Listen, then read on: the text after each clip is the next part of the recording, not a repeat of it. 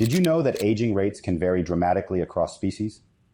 Research shows that some animals, like certain tortoises, barely age at all, while others, like mice, age rapidly.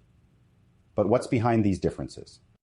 Scientists studied over 100 species of birds and mammals to understand how aging is impacted by factors like body size, temperature, and lifespan. The key takeaway? Larger, long-lived species, like elephants, seem to age more slowly than smaller, short-lived species. One theory is that slower aging in some species could be linked to better DNA repair mechanisms and slower telomere shortening. Telomeres, the protective ends of our chromosomes, wear down as we age, leading to cell death and aging. Species that live longer, like tortoises and elephants, may have evolved mechanisms that protect their cells from damage better than species with shorter lifespans. So, what can we learn from nature's longevity champions?